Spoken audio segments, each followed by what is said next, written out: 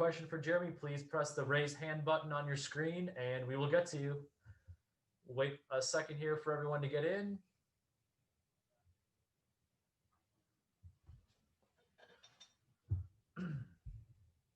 Again, media, if you have a question for Jeremy, please press the raise hand button and we will get to you. We'll start with Mark Lazarus with The Athletic. Laz, you can go ahead. Hey, Jeremy, very small thing here, but we noticed you were mic'd up today. Are guys having trouble hearing you through the mask? Is it as simple as that? Well, it's not the same as if I didn't have a mask on, that's for sure. And it's just hard to project my voice through the mask. It's not as big of a deal at the board or when it's quiet, but when a drill's going on, it's pretty hard to make corrections or give feedback. So we're just trying some different things. I'm not sure it was perfect today, but we'll get better as we go. I'm wondering if you heard what happened with the Dallas Stars, all the positive tests they're having, the schedule's delayed. Do you use that as kind of a teaching moment to your team about how careful they really need to be? Yeah, I got a quick update here just on, obviously we were kind of wrapped up in our own business, but certainly it's a reminder to all of us that we got to be careful and try to do everything right, follow the guidelines. And I think so far we've had great buy-in from the players and staff, but it's something that you don't really know how you're doing. No news is good news, but if we do end up having a positive test, we want to try and limit it as much as we can. And so everyone following the rules is going to help us stay healthy and give us a chance. So we got a bunch of guys out. We're not. It's going to be tough to prepare and tough to compete. Thanks. We'll go to Ben Pope with the Chicago Sun-Times. Ben, you can go ahead.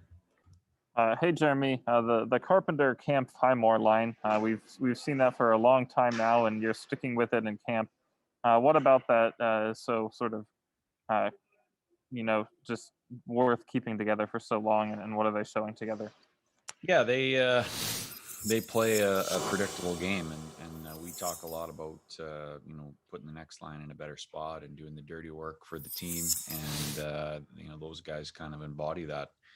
We want the line that comes after them typically is put in a pretty good position, so we want to try to continue that continuity, and also it's an example to the other lines of if you do these little things, then it helps the team to have success. So the work ethic and just willingness to make team decisions, those things are going to help us be a better team. And then also, do you have any update on Soderberg's immigration? Do you have any idea yet if he'll be here for the season opener? I don't have anything firm. We're hopeful, and but at the same time, until we see him and he gets into quarantine, we're going to focus on the group we have. We'll go now to Scott Powers with The Athletic. Scott, your mic is active. You can go ahead. Hey, Jeremy, it seemed like Khrushchev got a look among those top four lines today. What have you noticed from him in camp so far? Yeah, I think he's looked good. His pace of his game is improving, and that's the biggest thing to me. The skill and the smarts and all those things, they're there. It's just trying to speed up his RPMs to the level that we need him to be at. So I think he's skating well, and we just want to continue that progression. It may not work right away, but we're happy with how he's improving. I know Teplay's probably not a guy who makes a team out of camp, but it seems like he's been noticeable today in the scrimmage. What have you seen from him? Yeah, it was obviously he scored a nice goal, but it's not just today. He's been noticeable, confident with the puck, and skilled enough to make little plays. He's got a really good shot. It's going to be an adjustment to the pro game for him, but there's a lot of good parts of his game that it looks like will transfer. So it's great to have him here and giving him the opportunity to learn sort of what it looks like to be an NHL player. Thank you. We'll go now to Phil Thompson with the Chicago Tribune. Phil, your mic's active. You can go ahead. Thank you, Jeremy. I don't know if anyone asked, but is there any update or more information about Zadorov? Not at this point, no. Unfit to participate. Okay, and with Pius, how has he been adjusting to the smaller rink, and is there a particular timeline where it takes those guys to adjust to that? Yeah, it'll be work in progress maybe all year. He's been over here before, so similar to Kubalik, he's got that experience. He's been to a couple of NHL camps, so that's good.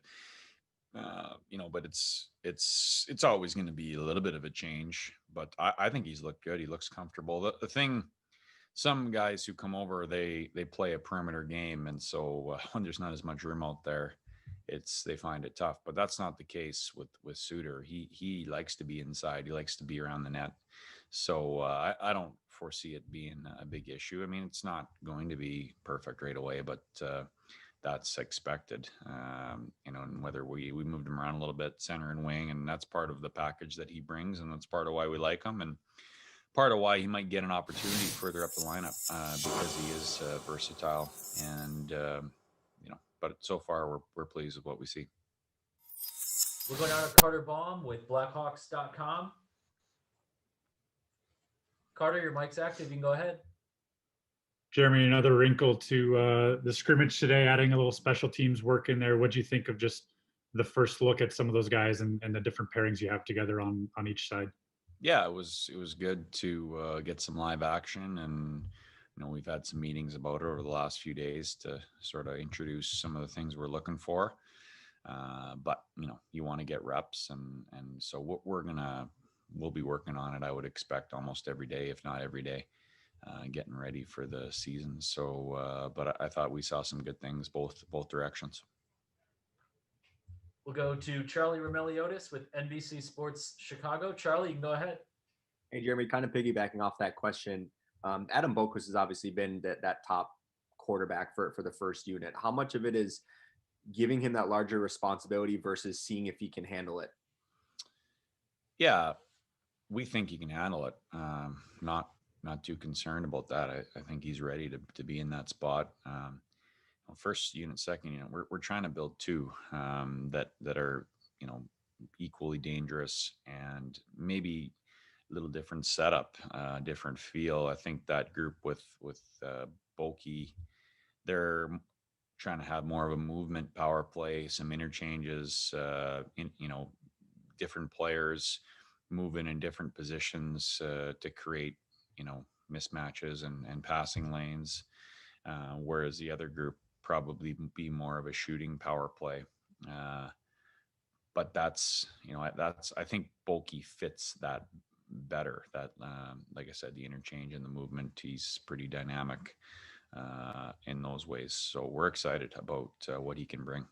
Is it tough not having obviously Kirby and Jonathan, where you have to slot guys into different roles? Maybe Shaw's a net front presence on the second unit, but he's in the slot in the first. I mean, of course, those guys would likely be part of the picture, but we're excited about the groups we're putting out there. We think they can have success, and I don't really think about what if. We'll go to John Dietz with the Daily Herald. John, you can go ahead. Hey, Jeremy. Just curious can we see Brent Seabrook on the ice on the next day or two? Right now, he's unfit to participate, so we'll let it play out.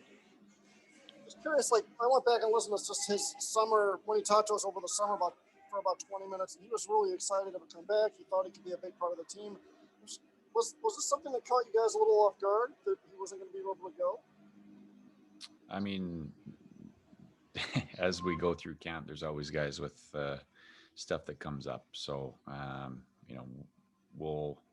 when he's available to us, we'll see how he looks.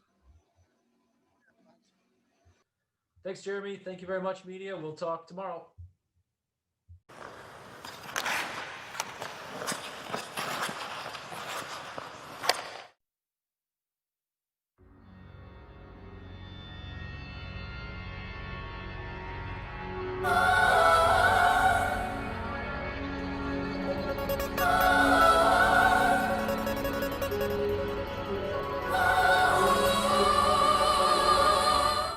Welcome, everyone, to another edition of the Sports Medicine Update, a weekly podcast by yours truly, Jerry Ryle, and, of course, the Honorable Dr. Chad Padroman. Doc, this is our second season, first episode, 2021. It's great to see you.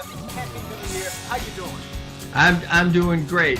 Time has flown because we're having fun. It certainly has flown, and we certainly are having fun, and we hope that many people will have an opportunity to see any of the podcasts in the 2020 year. What an incredible year it definitely was, but hopefully we were able to enlighten them, give them a little bit of education and knowledge, and help them out along their ways. The most important thing is the fact that hopefully none of the viewers or listeners sustained any type of injuries, and if they did, not serious injuries, but definitely, hopefully they were able to take something away from the podcast over the 2020 season and apply it to their personal needs and cares. And hopefully everyone is back to 100% and ready to rock and roll in 2021, because I certainly am, Doc. Yeah, likewise, Jerry. Sounds good. Well, you know, it's a big weekend, and we're here. I can't believe that we made it, talking about we and making it, the National Football League. First weekend of playoff football. It's a super wild card weekend.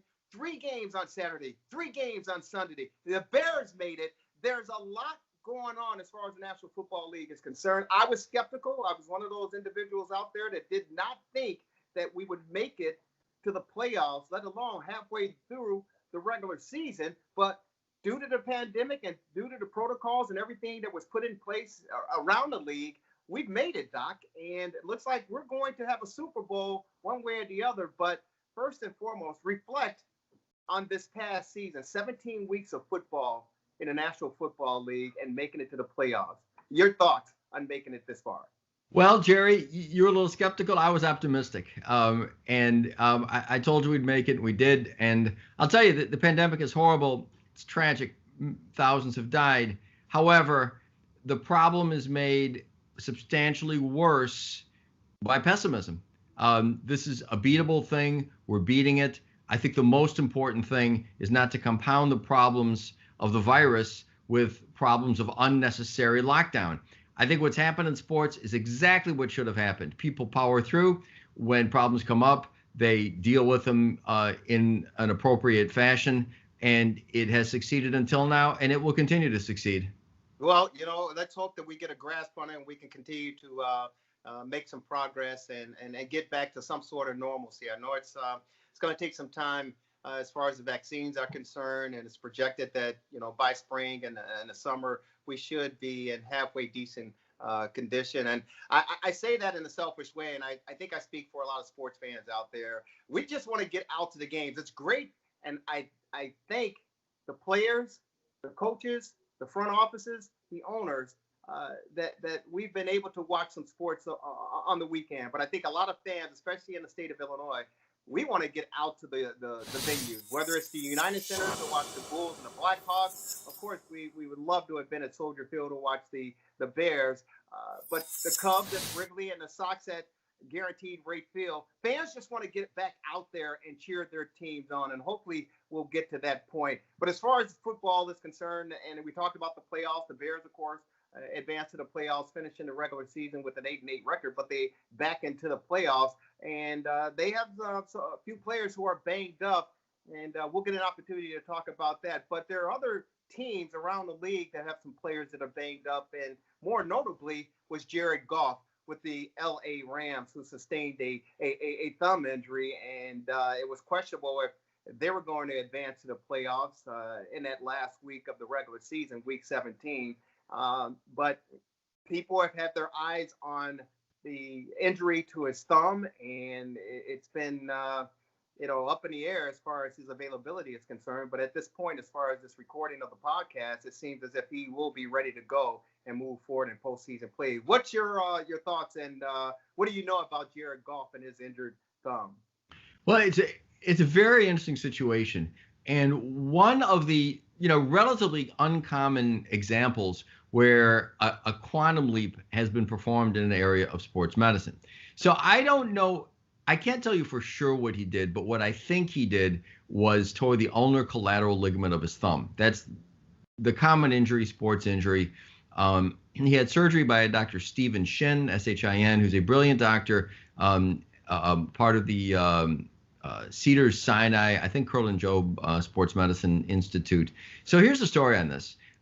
The ulnar collateral ligament tear is the ligament is a tear of the ligament that runs along the inside of the thumb, and you need it to grip things. And you can tear it. It's skiers can tear it on a ski pole, throwers can tear it, other people can tear it. Now, most ligaments, when they tear, they heal on their own. You know, in the knee, for example, the medial collateral ligament usually heals on its own. Most ligaments do, but there are some that don't. The anterior cruciate ligament is one, but they're unusual. Well, the ulnar collateral ligament of the thumb is one. It's a little controversial, but it often, some would say always, but it often needs surgery. But here's the thing. In general, when we repair ligaments, we repair the ligament, we protect the joint with a cast or a splint or decreased activity for a period of months. And even after surgery, it's 3 to 6 months maybe before people, or longer, before people get back. So that had been the case with the ulnar collateral ligament of the thumb until Dr. Shin, and that had been the case until, and I can't tell you when it was, but it was, I would say, within the last 5 years. I sort of became conscious of it, I think, when Drew Brees injured his thumb. But anyway, within 5 years ago, Dr. Shin got the idea to provide what he called an internal brace on the thumb. And so what that means is he would reattach the ligament to where it had torn. But in addition to that, he took a structure, an artificial structure, a piece of tape often usually, and would attach it as well. So basically, that inanimate structure would run along the same course as the ligament and reinforce it. So when you repair a ligament, it's a complex process. The ligament has to remodel. Often the cells die and come back to life, but it takes months for it to gain strength. However, putting a piece of tape, that's how it was written that he used to do it, I'm not sure exactly how he does it now, is something that provides immediate strength, and it can be attached to the bone with a pin or a screw. So replacing a ligament with an inanimate structure is not something that has been successful over the long term. People have tried it with ACLs, for example, and they break down. But if you put it in for short-term protection while the ligament is healing, it has the potential to provide much more immediate return of function. And that's what has happened in that case. So Dr. Shin popularized it. I don't do hand surgery. I don't know how many other people are doing it now, but it's a radical breakthrough because, it's interesting. If you follow Jared Goff, so he got hurt and he tried to, I think he did play with it a little more in that game. And then after the game, or maybe at the end of the game, they said, he can't go. So, so you wonder, well, gee, will he try to play again? Will they try to have him limp through the playoffs? But they didn't. They, wisely, he had surgery pretty immediately. And that's clearly because they were planning surgery to do it more or less as soon as possible to get him back. And that's what seems to be happening. Now, I don't know. I was reading where Dr. Shin wrote, at least at one point, he said that the usual 10 to 12 week rehab can be cut in half. So that'd be 5 to 6 weeks. Well, this hasn't been 5 to 6 weeks with Jared Goff. It's just a couple. But I don't know. When they've asked him, at least from what I've read, whether he's going to play, they've been kind of vague. So, you had said you thought he was coming back. And, I think he might. I'm not sure. There's certainly, you make an incision, certain things have to heal to throw a football. But the fact that it's even in the conversation for someone to suffer, what has been a season-ending injury, and then get back for the playoffs potentially, hopefully this week for them, or if not this weekend they win following week, I think it's pretty amazing. It has really revolutionized the care of that injury. Well, it's very interesting when you talk about injuries, especially in the National Football League, because you could go anywhere from doubtful to questionable to probable. And part of that is due to the fact that you don't want to give information to your opponents in preparation for the upcoming game. So as far as the media is concerned and the fans are concerned, it's all speculation. And so you're not sure if it's really excuse me, you're not sure if it's really accurate or if you're not sure if it's, being overprotective or what the case may be. But there have been rumblings that he may be available for the playoffs. So as of this broadcast, of this podcast, it still remains to be seen. But again, if he is available to play, based on the information that you provided us, how effective do you think he could be with that injury? Because one, that opponents will be targeting that hand to see if they can some way re-injure it to get him out of it. And is it a concern long term for Jared Goff, not only professionally playing the sport, but to live with this sort of injury? Yeah, I think long term people have seemed to do well. So I would expect him to do well. Short term, if he can play, how well will he play? Well, I mean, there's kind of three parameters. The one is the ligament. The ligament will be of no structural use, but that doesn't really matter. We know that. Then there's the tape.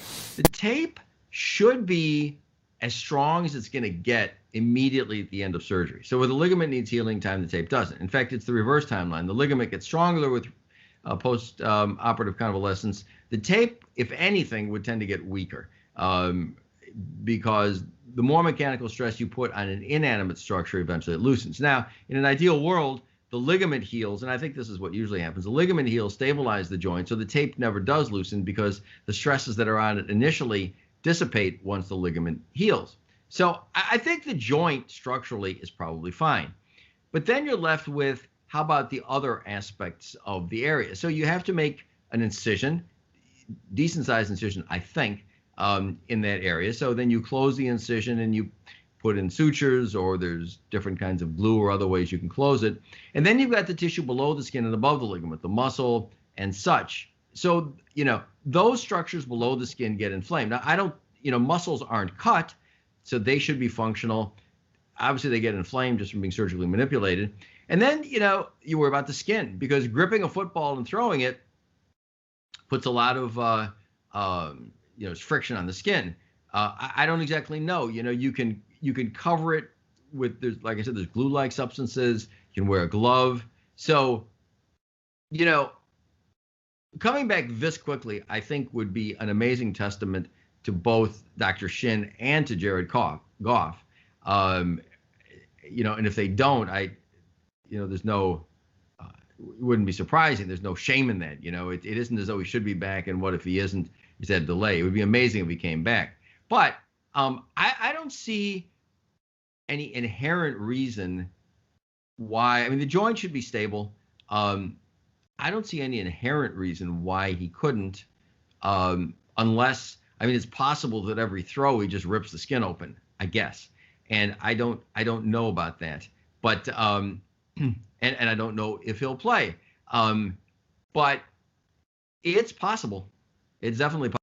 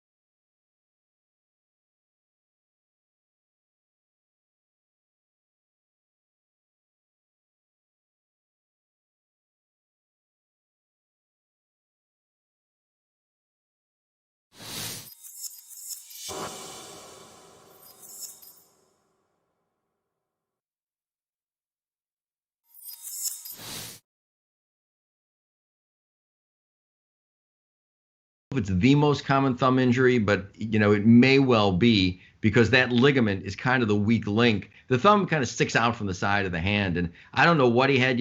Jay Cutler, you may recall, that what a shame, that season when they got off to that great start, and he threw a pick, and he tackled or tried to tackle the person who ran it back, and tore up his thumb, and he couldn't come back. And I think it was Caleb Haney, I can't remember, was the backup, and they couldn't win a game, and they just missed the playoffs. What a shame. And and Rajon Rondo, similar thing. The Bulls were killing it in the postseason. Remember, was it up 2-0 on the Celtics? I can't remember when he was there with D Wade and Jimmy Butler, and he hurt his thumb, and they lost. And again, I'm not sure if it was the same thumb injury, but it's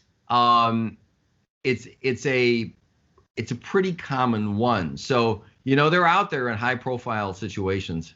Yeah. And that's why I was asking if this is something that's new or common, because you brought it up regarding Tommy John. And I can remember we discussed this in our previous podcast over the past year. Tommy John surgery. You didn't hear much about that when we were kids growing up, but over time, it became almost like a norm as far as pitchers rehabilitating and taking care of themselves. So I was wondering with the procedure and the practice that took place with Dr. Shin, is this something that is going to become more common, I guess, to not only professional athletes as far as the surgery is concerned, but maybe to the layperson as well, who may be that. Oh, I think so. Warrior. Yeah, and again, I don't really see hand trauma patients, so I'm not. Orthopedics is very specialized, right? I do knee and shoulder surgery, and so and there's people that do foot and ankle and hand and one thing and another. But no, I think it is, and my understanding is, at least from what I had read, so there are things, there's risks and benefits. So this has a definite benefit for anybody. You don't have to be a football player. You could be a tradesperson, anybody, where you'd like to get your hand back sooner. So the question is, do you lose anything? Is there any downside? And at least, from what I had read, I don't think there is. I don't think there isn't, for example, an increased infection rate, or sometimes when you put artificial substances in, you have to take them out more often. So I don't think there's any downside. And there's a clear upside, no matter who you are, in cutting the rehab time, as Dr. Shin had originally written, from 12 weeks to 6 weeks, and who knows, maybe it's even 2 or 3 weeks by now. Right. So there's a clear upside. The one thing that occurs in cases like this is you have to know how to do it. There are what we call learning curves, right? And so I don't know how hard the procedure is to do. I don't know how hard it is to learn. So I don't really know to what extent. What tends to happen in cases like this is that it starts out as something sort of exotic that just a few people do. And then with time, kind of everybody does it. So I know he's not the only one, or at least I think he's not the only one doing it anymore. But whether, it's 5% or 50% or 90% of the hand surgeons do this now, I'm not sure. But I think it is part of the mainstream already. Yeah. Okay. No, that's good to know. And it's good to know that there's something that an athlete, again, whether they're professional or amateur athletes, if they sustain an injury such as this, that there's something that they can do about it, and hopefully a quick recovery as opposed to a long, drawn-out process. I want to get, we're talking about the playoffs with Dr. Chad Padomis, season 2 of the Sports Medicine Weekly Update. As of this podcast, we're heading into the NFL playoff super wild card weekend, and the Bears, of course, advanced to the playoffs, as we stated in the opening of this podcast, and they'll be taking on the New Orleans Saints on Sunday afternoon. But they have a few players who are down, and again, as far as teams are concerned, they don't want to show their hand to their opposition, so players are listed either from anywhere from probable to questionable to doubtful. And one player who has been out for a couple of weeks, at least as far as the regular season is concerned, is a rookie cornerback for the Chicago Bears, Jalen Johnson, and we've discussed him in the past, and I think you and I both love what he brings to the defensive side of the football, but we were somewhat skeptical, and the red flag came up when he was drafted, and it was revealed that he had three surgeries, shoulder surgeries on both shoulders in 4 years. And unfortunately, he's injured his shoulder again, and he's out, and he's one of the players who is questionable for this playoff game. Can you elaborate and get us up to speed as far as the injuries? And is this something that may be lingering throughout his professional career playing in the National Football League? Yeah, and again, they have not said, as best I can tell, exactly what it is. And, why should they, as you say?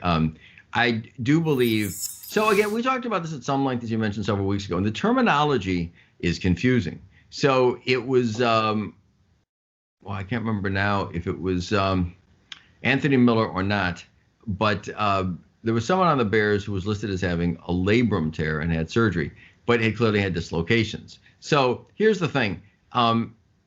Jalen Johnson had dislocated shoulders, and he had 3 operations on the 2 shoulders.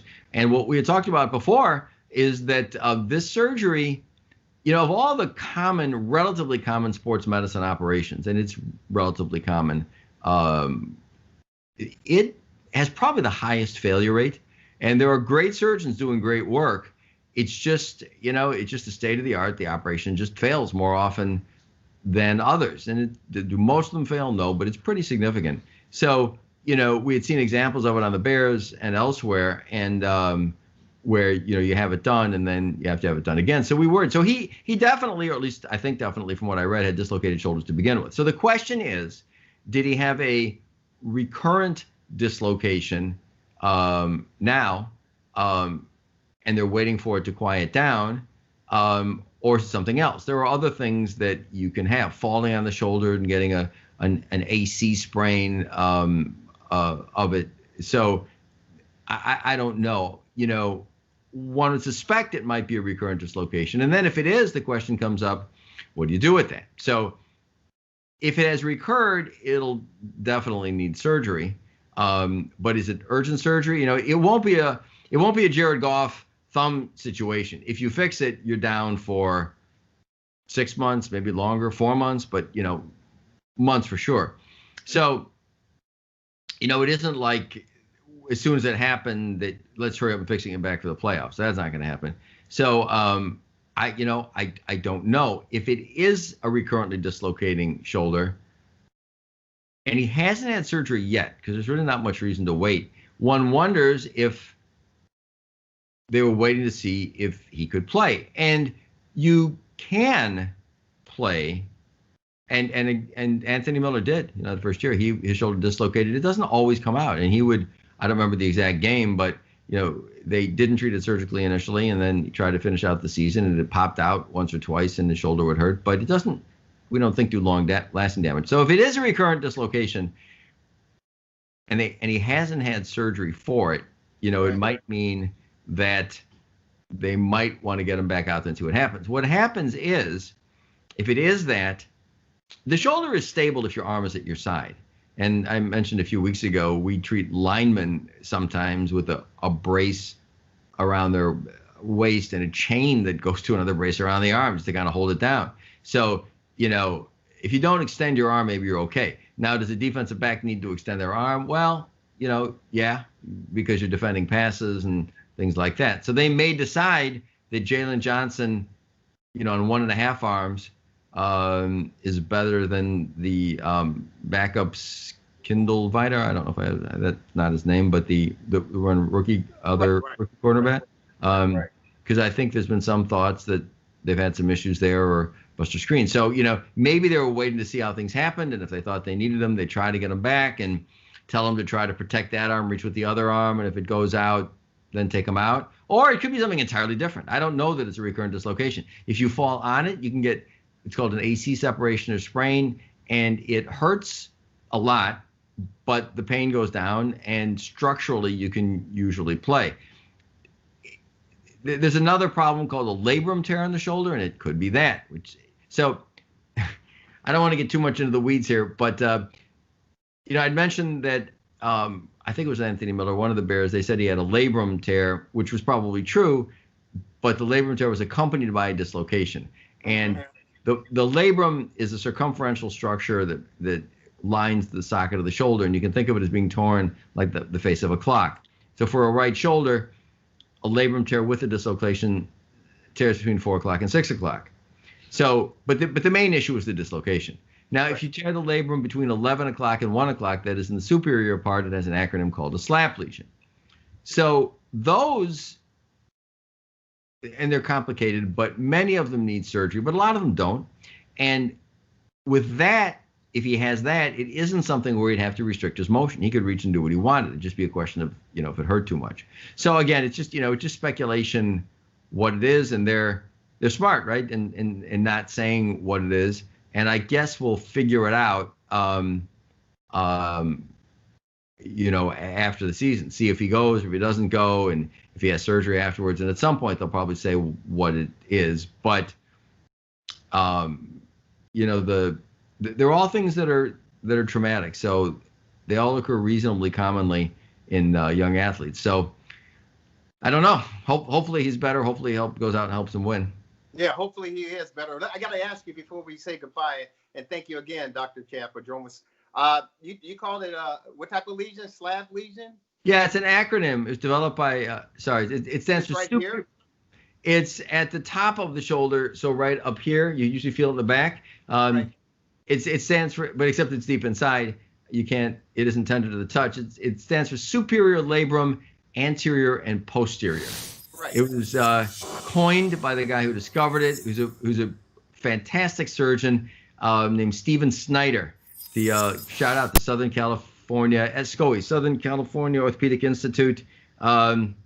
He has a knack for acronyms. There's another one. It's a rotator cuff tear that he called a pasta tear, and I won't tell you what it stands for. It's but anyway, it's slap lesion, and it's fairly common, so it could be that.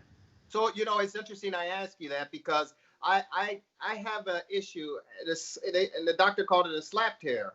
Oh, really? SLAP, correct? AP? I'm sorry. SLAP. Yeah. Yeah. And he said, because I had issues with my shoulder. Yeah. And I had the MRI and everything done, and that's what he diagnosed it as. And Jared, let me ask you, when you had the MRI, did they inject dye into your shoulder or just take a conventional MRI? No, I believe they injected the dye in there as well to take a look. Okay. Yeah. Go ahead. I'm sorry, I didn't mean to interrupt. No, it's fine. And that's what they were diagnosed, and I hadn't heard it before. And he told me, you can live with it and it's fine, but we can also repair it. And the reason I was reluctant to do any surgery or anything on it, not for the fact of the surgery, because that appeared to be a simple procedure. It's the fact that the downtime that you talked about would lay you up in a sling or whatever for more or less 6 months or so to recover. And I just simply couldn't afford to take that amount of time. Yeah, well, I'll tell you, since you bring it up, so this is something an area I do a lot of work in. In fact, I was asked to edit a journal about it, wrote our clinical series about it, and we do them and have had very good success. It's actually fairly controversial. So I'll tell you, actually, I just saw someone today with it. They don't all need surgery. We do PRP, platelet-rich plasma injections for them as a first. We do physical therapy and PRP. And so first of all, it isn't just a superior labrum tear. The ones that need surgery, it has to be the superior labrum. You need an MRI arthrogram to diagnose it, and it needs to go through something called the biceps anchor. So, a long discussion a couple hours ago with a patient about this. So most slap lesions do not fit those criteria. Most of them don't need surgery. But even the ones that do fit the criteria, in my world, it needs to be through this biceps anchor, proper criteria, and an MRI arthrogram. You need a traumatic event. This is not an overuse problem. You need pain sort of in the back of the shoulder. And then you need to fail physical therapy and fail a PRP injection. If you do all of those things, I operate on them. So I don't really do very many. And it's interesting, Dr. Snyder has written about this and said at meetings, he said, guys, don't be so quick to operate on these. Because most of them, the things that superficially seem to be that aren't. But the other side of it is, the surgery has kind of a bad reputation because there are a lot of complications. So much so that the standard, you mentioned it's a simple thing. Well, the standard thing to do is to put in an anchor and then tack it down. And that's what I do. And that is fairly simple. But it has a reputation of having a high complication rate with stiffness. So much so that it is kind of standard, depends on your algorithm for people over 40, to not try to fix it at all, but to cut the biceps tendon and tack it down to take stress off it. That's something I don't do. You know, I fix them when they need fixing, and if you're careful who you do it on, I think results can be good. But it's a controversial area for sure, both because it's difficult to diagnose and because the treatment, you see, it's something that's sort of loose that you're tightening or detached that you're tightening. And it can be difficult to tell if it really needs it. And if you tighten one that didn't need it to begin with, you can over tighten it. So you can really cause stiffness. So it's tricky, bottom line. But physical therapy and PRP take care of a lot of them in my experience. Wow. Well, thank you so very much, Doc. And over time, I just live with it, and it's gotten some improvement. I do exercises, get a rub down every now and then, and it's certainly not as bad as it was a few years ago. So I've been able to deal with it and handle it and live a normal life. Hey, Doc, it's a pleasure. It's an opportunity, and great to talk with you in this 2021 year, and looking forward to some more exciting information, and hopefully we can help some folks out along the way, whether they're the weekend warriors or certainly want to get back out there on the golf course. But if people are out there rollerblading, tennis playing, or whatever the case may be, hiking, we want them to be safe and sound. But if they can always use some help or some guidance or some recovery processes, how do they get a hold of you, Dr. Chapadromas? I just called our number. It's 847-699-6810. We've got a great staff, and happy to help any way we can. Sounds good, and you do a fantastic job. I can say that personally for sure. Doc, it's a pleasure. Enjoy the weekend. Enjoy the NFL games, and go Ohio State Buckeyes taking on the Alabama Crimson Tide in the national championship, my good friend. Yeah, it should be a great game. Thank you, Jerry. You too. You will. Dr. Chapadromas, Sports Medicine, weekly updates of podcast. Yours truly, Jerry Riles. Talk with you all next week. Take care, everybody.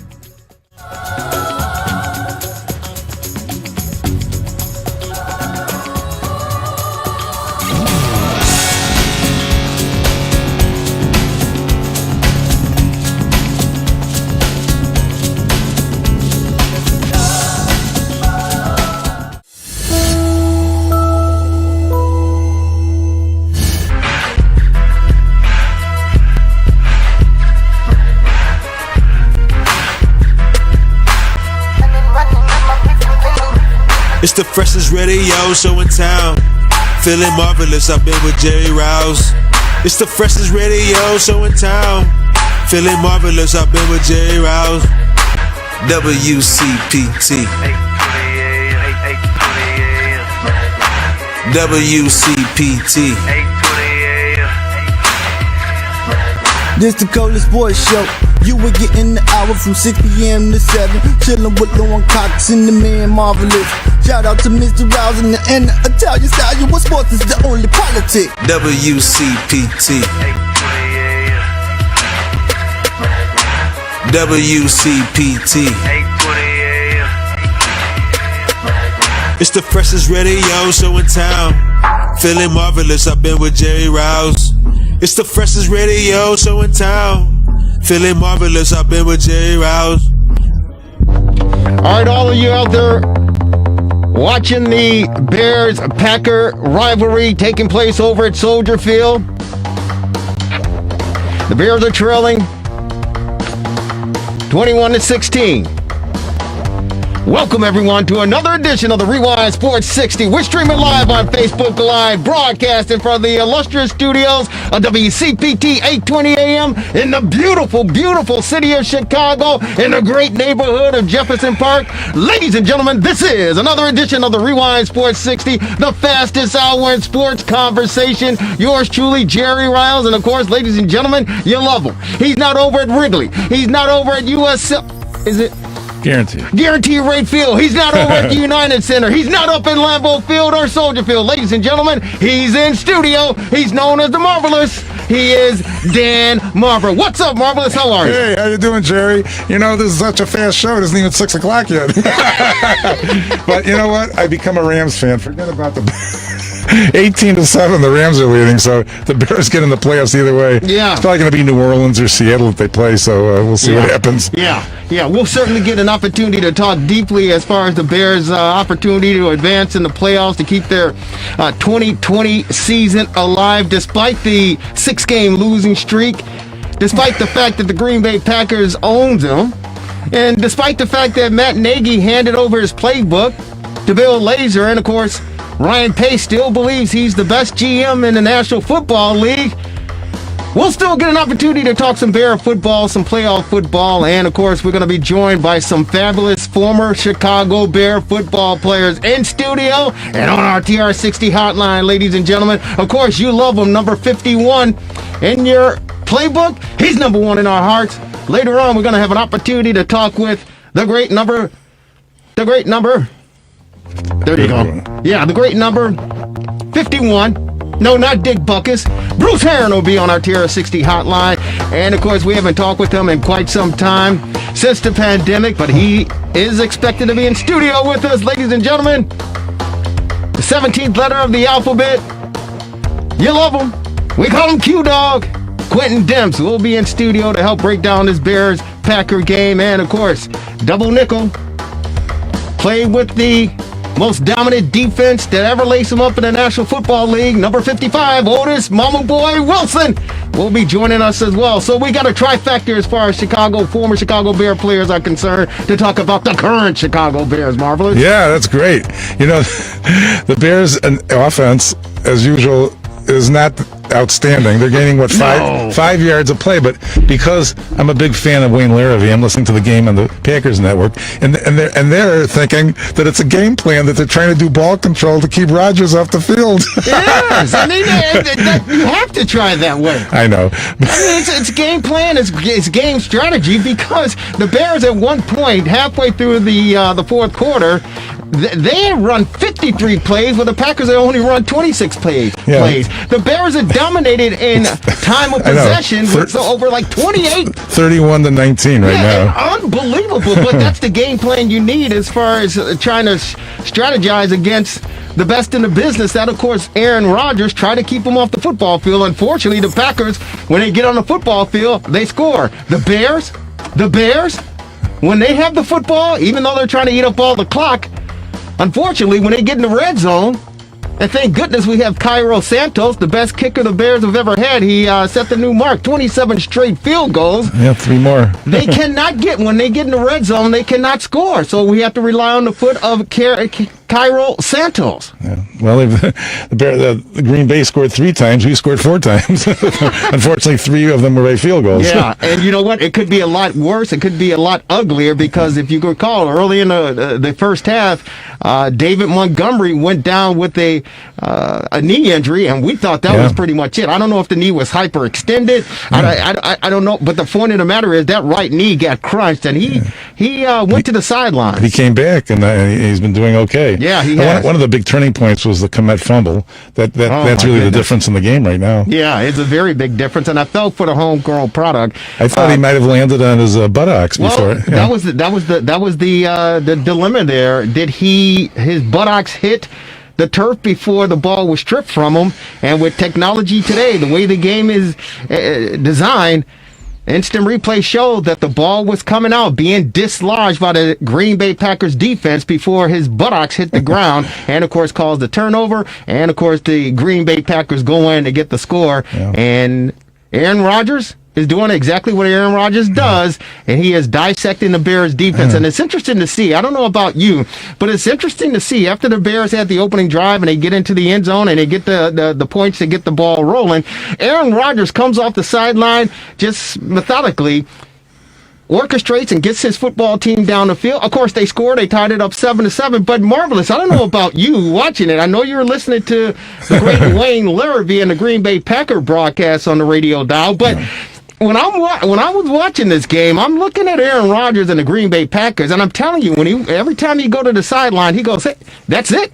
He goes, man, this is more like practice than a real game. I mean, the start could have been devastating, where Patterson's looked like he stepped out of the 1 yard line, but then they went down and scored. You know, it took half 7.5. They did half the quarter, 7.5 minutes to score a touchdown, and Green Bay did the same thing. Yeah. So they were like 2 possessions in the first quarter. It was amazing. Exactly, it was amazing. I think the Bears had something of 14 or 15 plays in a 60-yard drive, and of course the Green Bay Packers had about 12 or 13 plays on their drive, and you're absolutely right. Each team with a possession in the first quarter and tied up. So it was very, very interesting to see. But we want everyone, if you're watching a football game, and it's late in the fourth quarter of action, and the Green Bay Packers are driving, we got an early start here at WCPT 820 AM, the Rewind Sports 60, and we are watching the game as well. So we want you to keep the volume down on your television monitors or whatever devices you may be watching a football game,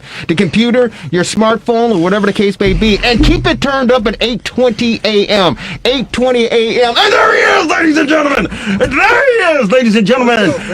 Known as the 17th letter in the alphabet, Quentin Dempsey is in the house. Hey, Quentin, can you suit up, man, and we can get you? Nah, what's the score? We can get you in the game, man. Quentin Dempsey is in the house, in the studios. WCPT 8:20 a.m., brother. It's good to see you, man. How are you? I'm good, man. I'm good. Yeah, it's so, but if you're watching the game, you can keep it turned on your monitors, your smartphone, your computers, or whatever the case may be. The Green Bay Packers just scored, and they're pending the PAT. They lead our Chicago Bears with 3:47 to go in the contest, 28-16. But we want you to be a part of the fastest hour in sports conversation.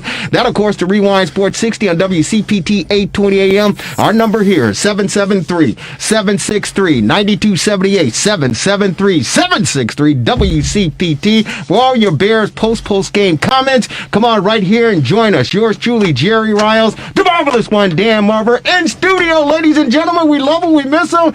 Known as the 17th letter in the alphabet, Quentin Dempsey's in the house. What's up, man? How are you? What's up, man? I'm doing amazing. You know what? I'm good, Jay. I'm good. It's good to see you, man. Yeah, you too, man. Man, I want to give you a big hug, but we can't do it. 6 feet. 6 feet. Maybe next year. Hey, I want to do like that. Is it the Geico commercial where the dude is in his apartment, and who is it? Harrison. Geico. And he run around. I want to go run and tackle you, man. I want to tackle you. How's everything going, bro? Man, everything's all right, man. Everything is everything, man. Staying healthy. Happy New Year to you. Yeah, likewise, man. Both of you guys, man. Happy New Year. I'm glad you're safe and sound. Yeah, for real. I'm good. I've been good. Yeah. Yeah. No, man. We certainly missed you. Yeah. And we weathered the storm. We weathered 2020, man. And we've been coming in. Yeah. Masking up. Yeah, y'all been going. Distancing everything, man. Y'all been going, man. Yeah. So it's good to see you. We certainly missed you, man. But you know what? It's a grind, and it's Chicago, and you just got to keep plowing. Yeah. You got to keep going. Windy City, baby. You gotta have Windy City, Chicago. It's the city that works. Yeah. It's the city that works against you sometimes. No, I'm just kidding. And I want to say Happy New Year to the entire staff of Mayor Lori Lightfoot.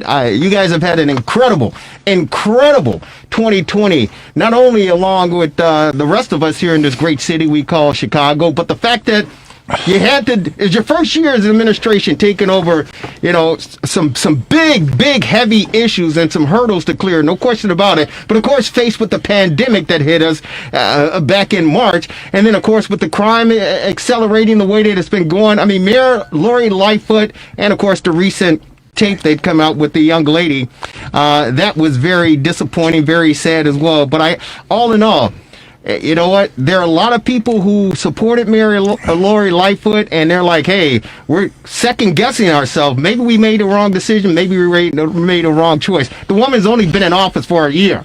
She's only been in office for a year, and she's been hit with a tremendous deficit as far as the city is concerned, the state is concerned. She's been hit with the pandemic. She's been hit with this crime. She's been hit with everything left and right. And you're saying, you know what, maybe we made a wrong choice? Are you nuts? Are you crazy? Are you ridiculous? If you're a lifelong Chicagoan, you know politics here in the city, the great city of Chicago, and I love it. Going back to the old man, Mayor Daley, back in the day, let me tell you something. This woman, she is busting her tail. And she represents Chicago more than anybody, and her heart and soul is in this city. And what she needs for all of us to do, I don't care whether you disagree with her, because, well, the point of the matter is, You Chicago, you love this city. Roll up your freaking sleeves and let's get to work. Let's get to work. Yeah. And the one thing I'm tired of, and I didn't even try to do this, man, but the one thing I'm tired of is all this freaking crime that's going on the south side and the west side. I'm sick of it. I'm sick of it. My buddy just died. May he rest in peace. Johnny Marsh. He, a lifelong friend. We grew up together on the south side in the Beverly area. He succumbed to some injuries from a paintball, the paintball shooting over on 118th and Michigan Avenue. The dude thought he got shot. He got hit with paintballs. He evidently succumbed to those injuries based on cracked ribs and a collapsed lung. Wow. 2 weeks later, he passed from that. Because of some senseless BS that's going on. We have the retired firefighter who's just died because of the carjacking situation. Cut the crap out, man. Cut it out. And all you mamas, I'm going to say you mamas, because your daddies, half of y'all out there doing the same thing that your young punks are out there doing. But the mothers, hey, listen, you guys, you know what your kid is doing. You know what your kid is doing. Grab them in the freaking collar, kick them in the ass, and tell them to sit down and read a freaking book. Cut out all this crap. Yeah, everybody want to jump on with Lori Lightfoot and say, yeah, I think I made a bad decision. Half of you aldermen, you wouldn't be able to do the job that she's been able to do. So you need to roll up your sleeves as aldermen around this city and support the woman and clean up your areas, clean up your neighborhood, and do something positive to make this city the greatest city that I certainly know it is. So I'm off my soapbox now. Let's go to the Bears, Quentin Dance. Bears, man. Dude, we've got a lot to catch up on, man. I mean, this is the biggest rivalry. Marvelous. Is this the 202nd meeting between these two teams? It seems like the 1,000th, but you're probably right. But, I mean, hey, Q. It seemed like 1,000 for real. Yeah, it certainly does. Q. I mean, you know, a lot of these guys on this team have obviously played in the National Football League for 10 years, 5 with the beloved Chicago Bears. Yeah. What's your assessment of the 2020 season from the 5-1 start to the 6-game losing streak, and now looks like the Bears still have an opportunity. No, they're going to get in the playoffs because the Arizona Cardinals. Oh, so they in? The Rams are going to beat the Arizona Cardinals. So the Bears are still in. The Bears are still getting in, man. So it's just been a roller coaster, man. Like you said, starting off 5-1 and then losing 6 straight. And then starting with Mitchell and then going to Nick Foles and then back to Mitchell. So it's like a roller coaster, man. Yeah. But man, they still in though. Wow. Yeah. I didn't even know that. Kyler Murray went out with an ankle. Oh wow. Yeah, he went out with an ankle. All right. I took Arizona on my confidence pool. This is the worst. This is the worst I've done this year. I'm on COVID, man. I'm like in 79th place out of 85 people. Wow. And I haven't won 1 week. You should have called me, man. You should have called me. Q. 17 weeks I didn't win one. I've been playing this for almost 20 years, and I've always made my money back at least. Yeah. And I've won a couple times, a couple years of overall pot. This is the worst year I've ever had, man. Yeah. Hey, so who the Bears gonna play though? New Orleans or Seattle, it appears. Yeah. Oh wow. Yeah. Okay. So, former player. Yeah. Watching this team. Yeah. Seeing what's happening with the quarterback situation. Yeah. Is this something? Now, I'm looking at this as the glass half empty. Okay. There are people who look at it as the glass half full. Yeah. Your assessment, the Bears make the playoffs. Mm-hmm. They backdoor it in. Is this a team that is on the rise? Mm-hmm. Or is this a team that you got to start thinking rebuild? I think it's still to be determined. I think it depends on how this playoff run goes. Really? Say they win 2 games in the playoffs. And it's a team on the rise. But if they come out and make it out of the first round, we're losing the first round, then that's, they tanking. But I think it's still to be determined, honestly, because like I said, man, anything happens in the playoffs. Anything happens in the playoffs. When you get in, anybody got a chance to make a Super Bowl. Yeah, so it's like we don't know.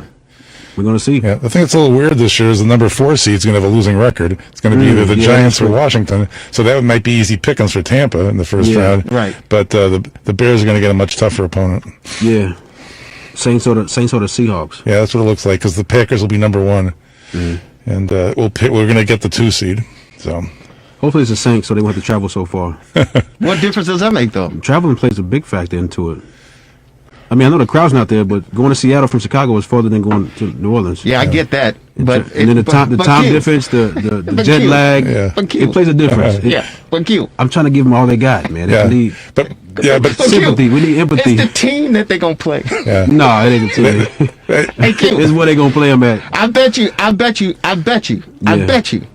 if the Bears had to travel to Grant Park, Yeah. which is right next to Soldier Field, if they had to travel to Grant Park to play Seattle or the Saints, I Yeah. bet you the Bears will lose still. Yeah, I don't know. Okay. Let's go, Mitchell. Let's go, Trubisky. Speaking of Mitchell Trubisky and the Green Bay Packers again, they're racking it up now, 35-26. It seems like I'm in the casino where the numbers just keep rolling off. Racking it up. Your thoughts on Mitchell Trubisky? The Bears, of course, at the start of the season did not give him the option year to pick up that 5th-year option. And the speculation right now, Mitchell Trubisky, from the way it looks, will be coming back as the Bears quarterback. Right now? Well, the way that it's being projected, that they believe that the front office is going to bring Mitchell Trubisky back, franchise tag him. Okay. Because he earned that with these last few games. Did he earn it? I don't know. I don't think so. I don't think so. Go ahead. I just think he'll back up. I mean, it's funny. His overall record will be 6-3. This, after he was 6-2 coming into this, right? So that's amazing. So you think is he a NFL backup on any club or he's NFL backup on any club. Why do you say that? Because you look at Chase Daniels, he's stealing money. I mean, because he has potential. Like he can. I think maybe in the right offense, he probably excel more. Honestly. Maybe this ain't the offense for him. Maybe he needs like a change of scenery. So, but the problem is we have to get a number one. I think Nick Foles won, right? Yeah, well, maybe. I'm not sure about that either. What's wrong with Nick? I don't know.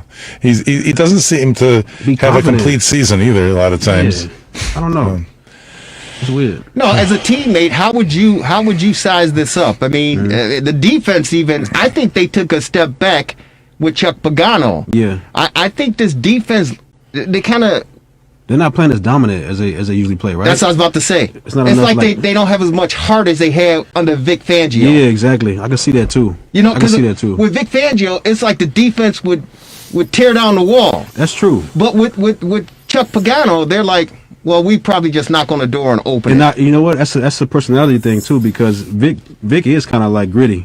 What Chuck is kind of like passive and kind of chill, more softer. Right. So it's like I could play a factor for real. So let me, and that's the way I think. Yeah, that's the way I think, because I think any team situation, the players, they kind of reflect the mentality exactly. And help me out with this one, because you played at the highest level. Yeah. And you played with the greatest franchise of all time, despite the fact we don't ever show it every year. But dude.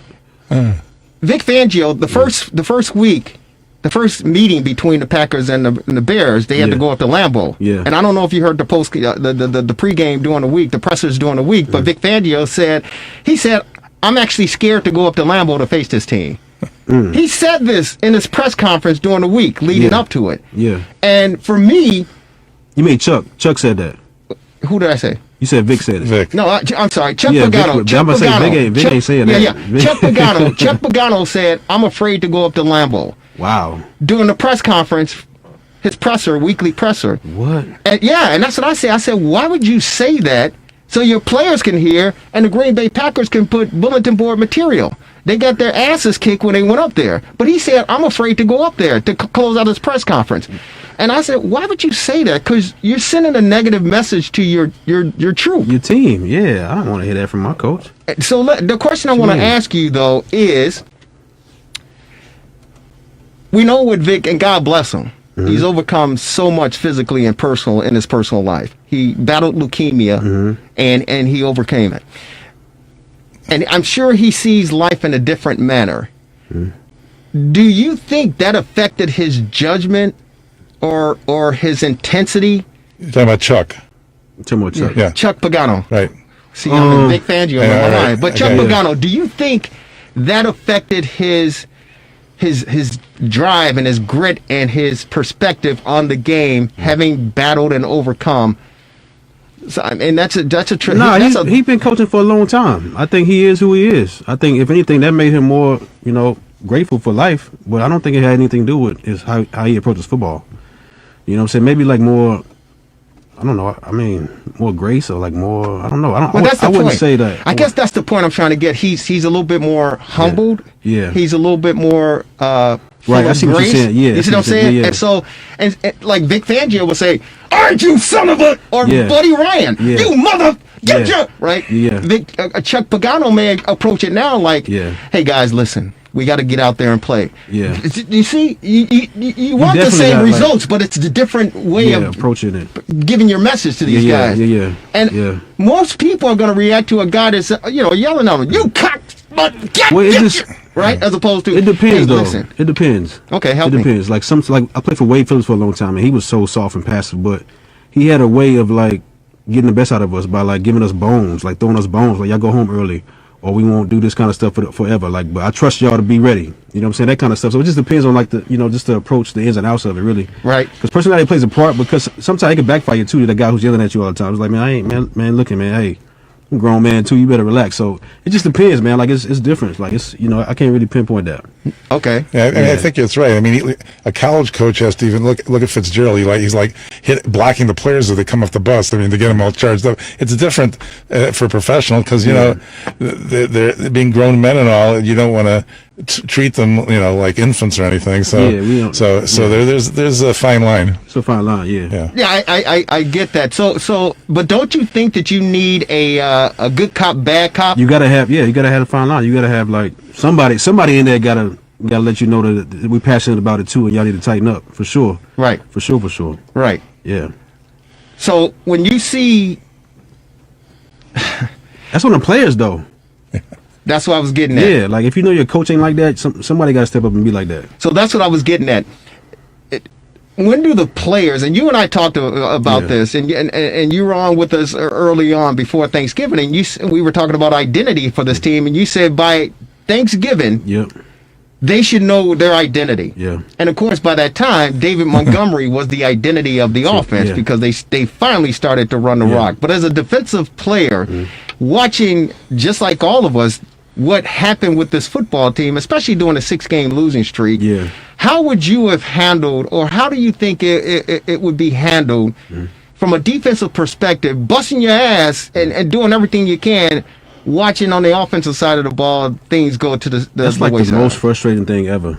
Like, especially when we playing our butts off and like we just had a 3-and-out, it's an interception. It's like, my God. So that can really take a toll on you. Like if it's happening game after game, it's like, okay, guys, this is insane. All we can do is come out there and do our best. They're going to end up scoring on us because they got so many opportunities. So it's kind of frustrating, man, for real. And it's like nothing you can do about it, honestly. You know what I'm saying? Like they got to hold their part. You being a former player, how did you handle watching the 6-game losing streak? Just shaking my head. just shaking my head, man. Like, man, I wish I can go talk to him. What would you have said to him if you could? Like, I just had some questions. Like, what's going on? Like, what are y'all hungry? Or like, what y'all laying down right now? Or what? We got a whole season left. Like, you guys tired? Like, is it COVID getting everybody? Yeah, that's the thing too. That we got to get a whole league love for that, man. For getting through, like, for entertaining us through this crap, man. Because I already know that's a struggle on the guys, man. I couldn't imagine waking up every day getting tested. Like, man, come on, man. But see, here's the deal, though. Here's the scary part about it. Yeah. Because the Bears are going to back into the playoffs. They're losing. The Arizona Cardinals are losing to the LA Rams. It's over.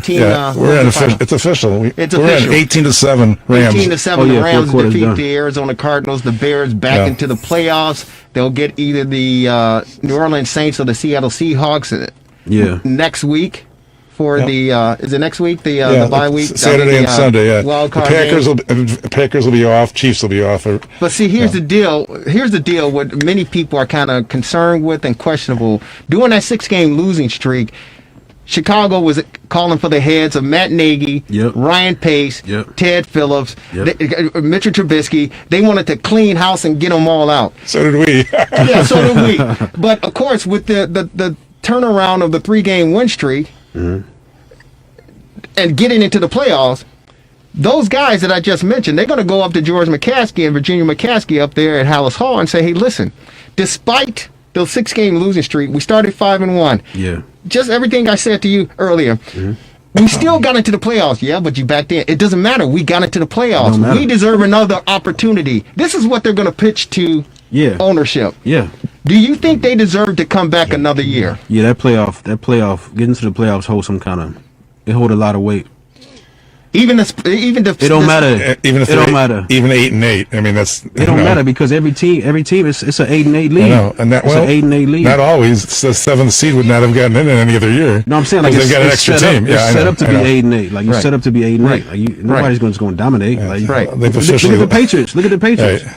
You know what I'm saying? Yeah. So any given year, like anybody can emerge. Like so. Well, the Bears are officially 8-8 now, 35-16. Well, the Bears are officially out. Excuse me. The Bears have officially ended the regular season of 2020 with an 8-8 record. They fall to the Green Bay Packers by a final score of 35-16. The Packers improved to 13-3. Yep. They get the number 1 seed. They get the bye week, and of course, the Bears await for their opponent to see who they will clash against next week. Your call 773-763-9278, 773-763 WCPT. Let's go out to the phone lines. Tommy is first in line, joining us on the Rewind Sports 60, the Bears post game show. Tommy, how are you, man? Say hey to you guys, man. It's a new year. I just want to say thank you for last year. Thank you for all of the guests that you have on and stuff. But I just would like to point something out to you, and I hope you guys, as astute as you are, will recognize this. I believe that the whole front office of the Chicago Bears need to be completely fired, all of them, every last one of them.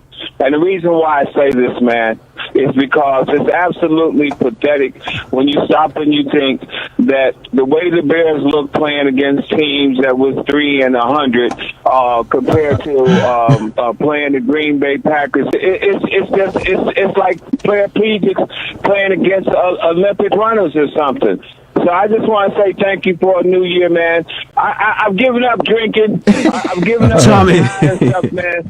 Because of these Bears, man, I'm telling you, 12 steps don't work. All you got to do is watch one of the Chicago Bears game. I love you guys. Appreciate you, man. Thank you so much, man. We appreciate you. He might be right, though. It ain't time for nagging him to go. It's time for pacing him to go, maybe. Yeah.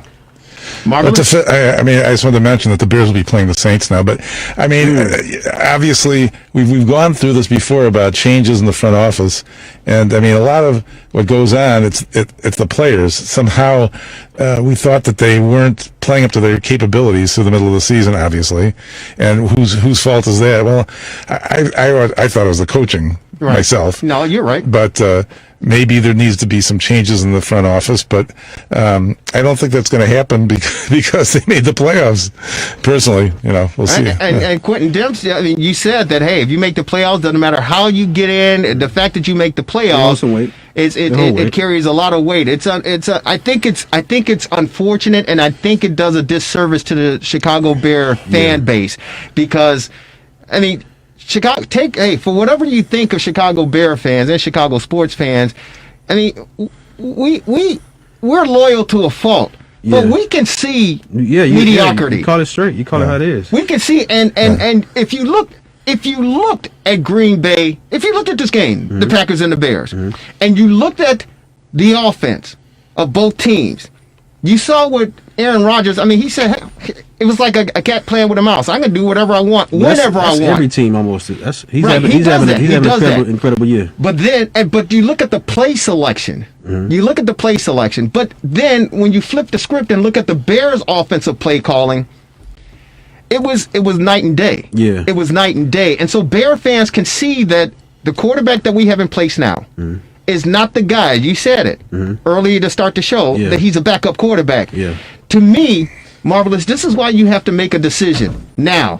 For the simple fact that if you give him one more year, you're still setting back the franchise another 3.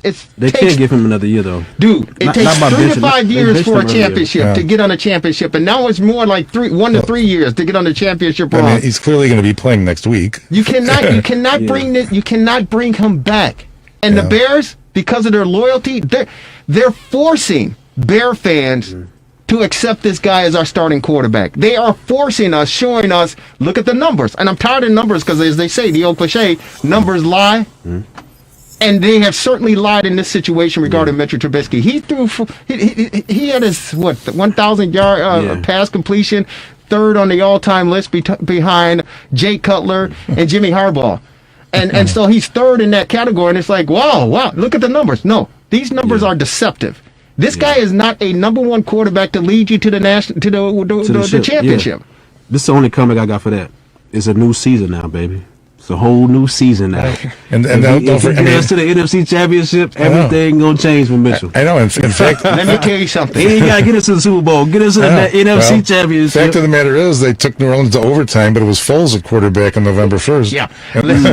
Listen to me. If Mitchell Trubisky leads, hey, listen, you guys watching on Facebook Live, we're streaming live. Quentin Dempsey's in studio, Marvelous One. You guys listening on WCPT 820 AM. You're watching us on Facebooks. Listen, if Mitchell Trubisky leads the Chicago Bears in the NFC Championship game, if he does that, I swear to God, I swear to Almighty, I swear to you, I will just down into my skivvies, my Hanes, because I wear Hanes because I like Michael Jordan, so I wear the Hanes. I will put my Hanes on with my mask. I will run down. I will run down the magnificent mile. I don't care what the temperature is. Okay, well, here's the thing. I mean, since they didn't give him the option, is he now going to be a free agent after the year? Yeah, right. Yeah, exactly. So I mean, maybe he'll franchise tag him. Okay, well, maybe he'll choose to leave. They can franchise tag him. Hey, maybe he will. Maybe he know what's going on more than us. Maybe he know he needs somewhere else to go. Right, because I made the playoffs, so this might be my chance to make some money somewhere else. Yeah.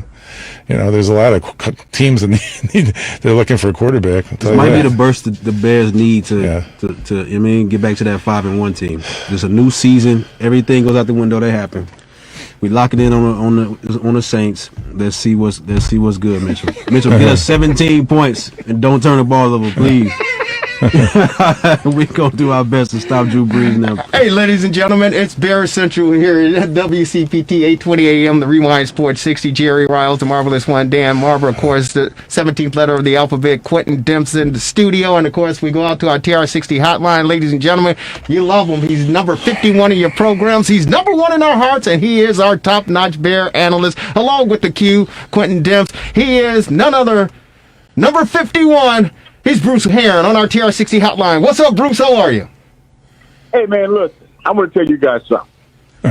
Through the first half, I'm saying, man, we got a chance. We can do this. We can do this. But you know what? Rather than me go on about my feelings about this game, there's a guy I want to introduce right now. I'm taking personal responsibility for everything that comes out of his mouth.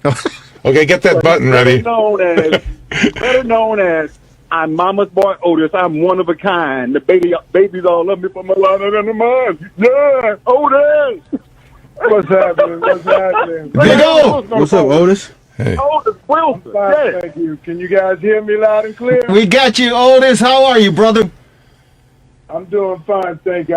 I'm listening to y'all. Half of y'all know what you're talking about, and the other half don't know what you're talking about. Well, that's why we got you on here, and you and Bruce Heron and Q, Quentin Dempsey, to straighten us out, because we don't know what the hell we talking about when we look at this Chicago Bears team, man. Listen, they just fell to the hated Green Bay Packers. They have a 6-game losing streak, and they still getting to the playoffs, man, so we certainly don't know what we talking about. So clear us up.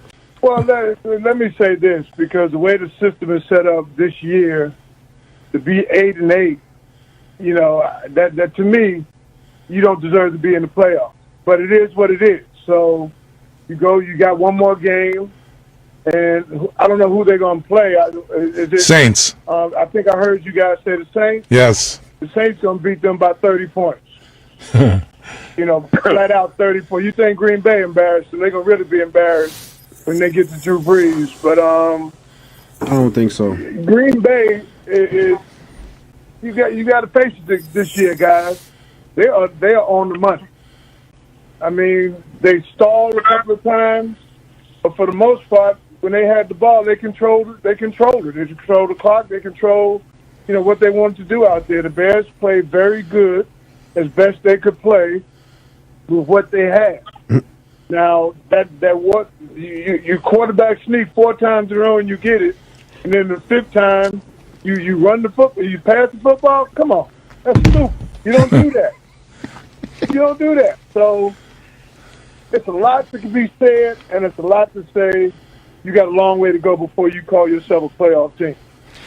Hey, we on with the great Otis Wilson of the Super Bowl winning Chicago Bears back in 1985. Of course, joined by Bruce Heron, who played with the greatest of all time. That, of course, may he rest in peace, Walter Payton, number 34. And, of course, in studio, former Chicago Bears. This guy was a hard-hitting mother.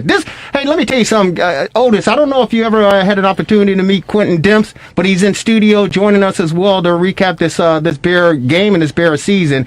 But this guy, Quentin Demps, who's sitting across from me in the studios, man, I truly believe, because you guys were the most dominant defense I've ever laced them up in the National Football League, in the world, in my opinion. But this guy, Quentin Demps, he could have played with y'all. He could have played with you guys. I don't know if you remember. I don't know about that, Jerry. Man, you was a hitter. I don't know about that, Jerry. Did you remember Quentin Demps? This guy was a hitter. I remember him. I know exactly who he is, and I have much respect for his game. And when you come out there and play with us, you got to leave it on the sideline because we're taking no prisoners. So anybody that has that attitude and mentality, of course they can play with us.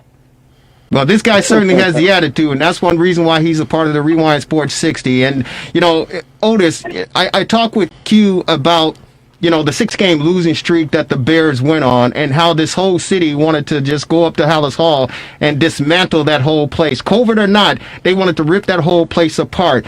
As a defensive unit, and for those people who may be too young or don't remember how dominant that 85 defense was, and God forbid, thank God y'all didn't go on a 6-game losing skid like this, but how would the defense have handled a situation like we just experienced with a 6-game losing streak and a quarterback who, well, I need to hear your comments on the quarterback situation, but how would you think would have handled a 2-game losing streak?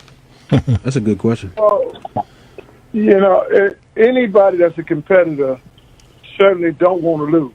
Right. And to be on whether it's a 1-game, 2-game, 3-game, any kind of losing streak, it's frustrating because you're trying everything in your book to turn that thing around and make sure that you put yourself back on the right track.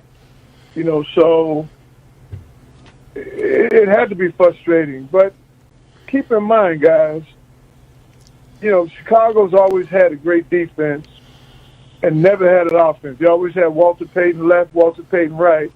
And every now and then they'll throw the football. So it's always been defense, and they're burning their defense out. I mean, when you keep them out there on the field, I don't care how many Cleo Max you got or a team hit, they can only play for so long. I mean, when you get this deep into the season, your body is beat up, banged up, and hurting. But you keep going because of the pride you have and fellow teammates that you play with. So Chicago's got to start doing a better job of evaluating and bringing people in here. But for the most part, it starts upstairs, and that's with the McCaskey family.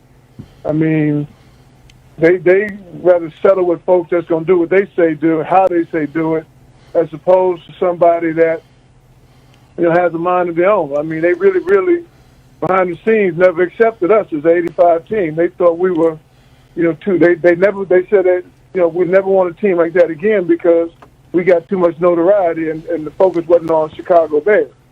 I said, well, I'm sorry you feel that way, but we put ourselves in this position by playing good football. That's it. What it boiled down to. So again, we're on with the great Otis Wilson, who played with the dominating team, 1985 Super Bowl winning Chicago Bears, and of course joined by the great Bruce Heron, number 51, who played with the beloved as well. And of course, we're joined in studio by Quentin Demps. All three of them played with the beloved. Marvelous and I were Bear fans and media whores, but we never played with them. But back to what you just said, Otis, are you saying that the Bears front office, the ownership or the family said they didn't want a team, and I've heard rumblings of this as well, but you're saying that they didn't want a dominating team of that caliber again because it took the notoriety away from the family and it put too much promise on the players, the individuality of the players? No doubt about it. I didn't stutter. No doubt about it. Wow. Yeah, I didn't know that.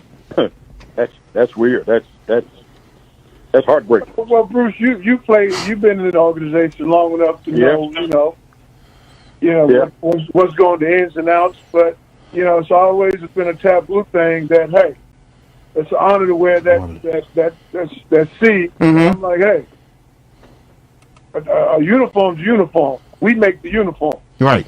Yeah. So this leads me to ask this question that you brought up for me, because the last time the Bears went to the Super Bowl, that was, of course, a Lovie Smith coach team, and believe it or not, Rex Grossman was the quarterback, and he didn't get that team there.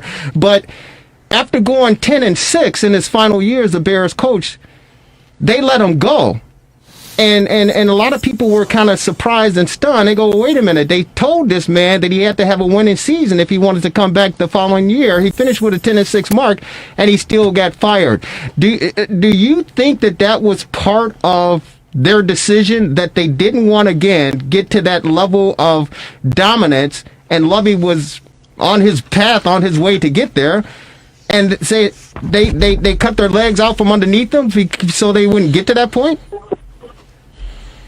Well, I would say this. I mean, anybody that wins 10 games and get fired, you scratch your head and you wonder why. Right. But for the most part, they are grasping at anything and everything, you know, to get back to that point of where we were. But see, what you got to understand, you don't have those caliber people around the organization no more. You know, whether they're coaches, whether they're players, and you know, they I don't want to say they're desperate. They don't have to be desperate because they're the one that signed the checks, but they don't make wise decisions. Let me just put it that way. Well, let me say football decisions. Well, after watching this season, and again, the black cloud that lingers over this football team in 2020 is that 6-game losing streak. And fans have been calling for a 6-game losing streak. Fans have been calling for Ted Phillips' head. They've been calling for Matt Nagy's head. They've been calling for Ryan Pace's head. They want Mitchell Trubisky out. The Bears, again, they backed into the playoffs. And the system is the way it is because of, you know, what we're going through. But do they stick to their guns and say, hey, listen, we believe that we're on the rise now because we made it to the playoffs. Mitchell Trubisky is finally getting the grasp of the offense, and our running game, we're utilizing the running back that we have. So we're heading in the positive direction despite the fact that we struggled. Or do you think that they seriously, George McCaskey, Virginia McCaskey, I don't know how much the input, but George McCaskey seriously needs to clean house and start the rebuild now? You know, I don't really know if they. You got to understand, a lot of these owners that have these teams are football people. The McCaskey family is not football people. You know, when Muggsy was around, those were football people, and now they've gone. They've been bought out, gone a long time, and the organization never put in a good scouting department. You know, and Bruce can attest to a lot of this. I mean, they when they make their picks and when they have the people around, you know, they're not real. Look at Ted Phillips. He's an accountant. Come on, you ain't gonna tell me nothing about football because you don't know nothing about football. You know, you gonna read a book and then tell me what to do? So it always goes back to you have to be a good football player, have good football minds around, because Chicago's always had good defenses, and it's been bits and pieces. You got 4 or 5 people in them defenses that solidifies everything, but you had a great mind in Buddy Ryan. So that really brought it home. That hasn't been around in a long time, and you see, you know, the fruits of your labor. Come on. It shouldn't take that long to get back to the playoffs. And now, I mean, they limp into the playoffs, and I hear you guys keep talking about the 6-game losing streak. Well, look at the season game by game, you know, starting with Detroit. Every game they should have lost that one. That they won, they could have lost that game they barely got out of those games. But that's football though, too. Though you can't say that though. That's football though, man. They played the Baltimore. I'm sorry, the Indianapolis Colts, the team that had a good defense, and they started playing good teams. They lost. You know, so I go back to saying you have to have the horses. You can't run in the Kentucky Derby with a Clydesdale against a sprinter. It ain't gonna happen. You know, this is Dan. A lot of teams have that same situation, like the Bears, family owned, the Rooneys, and of course the Hunts, and so a lot of them don't have football minds in the management. So, I think that maybe what they really need is a football mind, particularly. The general manager type of job rather than ownership, because ownership a lot of times they are just accountants, honestly. Counting the cash. I'm not saying in the family. That's not what I'm saying. Okay. I'm saying you have to evaluate the family that's paying these people. You have to evaluate the people that's going to be in these positions. Okay. Well, the family got to know a little bit because they hiring them. Oh, excuse me. The family got to know a little bit though about football because they gotta pick and choose the guys that they hire, right? They got to evaluate these people that they bringing up. So that a lot of it's their fault because their mentality is, and it's always been the case. They get something. If you see a guy that's worth $20 million on the stage right now, the Bears want to pay him $5 million. They want to get him cheap. If they can get a guy. That's why. Look at their drafts in the last 2. They taking 4th, 5th, 6th round people. Mm-hmm. They got to get a first round every now and then, but then they take Trubisky. Come on. Otis, you got to make sound decisions. Otis, who would you have taken in that draft? He's in Kansas City right now. So you wouldn't have took him. You would have took Deshaun Watson. You would have taken Mahomes over Deshaun Watson. I would not have. Yeah, nobody saw Mahomes doing what he's doing, man. Everybody, Deshaun Watson was a clear-cut best one in that draft. I would have taken Deshaun Watson. Well, of course. I would have took the Prescott, the kid that got hurt over in Dallas, in the Cowboys. Yeah. Nah, I think that's hindsight. I would have took him. Nah, Watson was a clear-cut. Anybody but Trubisky. So why do you think the Bears? Why do you think Ryan Pace fell in love with them? And what we heard, and if you're just tuning in, we're joined by Otis Wilson, Mama Boys, one of a kind. Of course, Bruce Heron, former Chicago Bear, laced it up back in the day with the great Walter Payton. May he rest in peace. And of course, the 17th letter of the alphabet, Quentin Demps, joining us in studio, former Bears safety. What they say that Mitchell Trubisky's stock was off the charts when he went to Indianapolis for the combine, working out and of course interviewing, and that's what led Ryan Pace to move up one spot to get this guy because his upside was tremendous. He was a super athlete. His IQ as far as football was concerned was off the charts, and he felt that this was the future as far as the Bears quarterbacking was concerned. What did you see in Mitchell Trubisky, and how did you react when you heard that he was the selection by the Chicago Bears? Well, I ain't picking somebody to play cards with me on the plane when we come back from a game. I'm picking somebody that can, be productive out there. And to me, a guy played 12 games in college, 1 year. I don't care what kind of chart you're looking at. That was the wrong chart to be looking at. I'll tell you why, though. I know why. I just don't see it. I mean, I don't know what they see. Well, here, because Mitchell is the prototype quarterback off the field. He aced the interviews. I'm sure he was good in the classroom. He dressed properly, and that's why Ryan Pace fell in love with him. How he carried himself. He knew he wasn't going to have any drama. He's going to have a stand-up guy. He's going to handle the media well, and so that's what made him jump up. But what he didn't realize is that when the lights come on, it's a whole different ball game. You know what I'm saying? Like you can't. And I'm not saying he's right. I'm just saying that's what made Mitchell stand out. Is that like he's a prototypical NFL quarterback off the field. Like he's gonna handle this business. He's gonna be, you know what I mean. But between the lines, is deer in the headlights for the most part. Yeah, but you know I'm gonna tell you something. My position is this. My position. Let me see that, Otis. My position is this. Mitchell Trubisky played 1 year in college. He was at North Carolina for 4. he had to wait until his senior year before he actually got his chance. So there were 3 starting quarterbacks. There were 3 years prior to him starting that he couldn't beat out the guy in front of him. Wow. Now, can anybody name the guy that was starting for North Carolina when Mitch was in his junior year? Nope. You know what? He's not in the NFL. If he is, he's a second or third string quarterback someplace.